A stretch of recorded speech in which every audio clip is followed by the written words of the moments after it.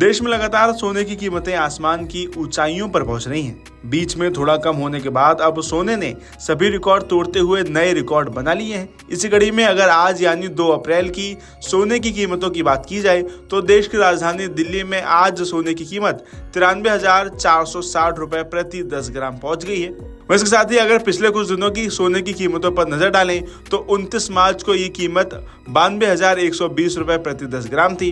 इससे पहले 28 मार्च को 91,800 रुपए प्रति 10 ग्राम, इससे पहले 27 मार्च को 91,000 रुपए, 26 मार्च को 90,375 रुपए और 25 मार्च को 90,170 रुपए प्रति 10 ग्राम थी। वहीं लगातार बढ़ती गोल्ड की कीमतों के कारण कई एक्सपर्ट और वायदा बाजार का मानना है कि आने वाले कुछ समय में गोल्ड जल्द ही 1 लाख के पार भी जा सकता है। इसी कड़ी में जानकारों ने यह भी कहा है कि न सिर्फ भारत में बल्कि पूरी दुनिया में सोने की मांग बहुत ज्यादा है। दुनिया में कंफ्यूजन का माहौल है और कई देशों के बैंक भी सोना खरीद रहे हैं। जानकारों का कहना है कि पिछले 5 साल में सोने की कीमत में आई तेजी की वजह से इस सेगमेंट में ज्यादातर निवेशकों की मांग रही है।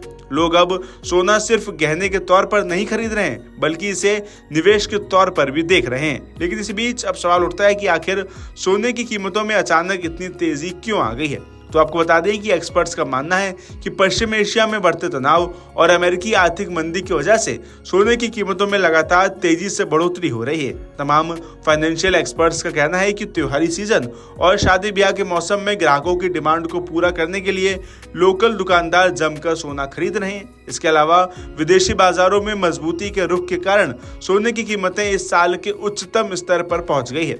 इसके साथ ही कहा जा रहा है कि भारत और चीन सहित कई देशों के सेंट्रल बैंक अब सोना खरीदने लगे हैं, इसलिए भी गोल्ड की मांग और कीमत दोनों आसमान छू रही हैं।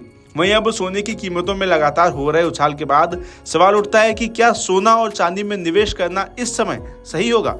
तो आपको बता दें कि अगर आप गोल्ड या चांदी में निवेश करने की सोच रहे हैं तो ये बिल्कुल सही समय हो सकता है। एक्सपर्ट्स के मुताबिक आने वाले महीनों में सोने और चांदी की कीमतों में और उछाल आ सकता है।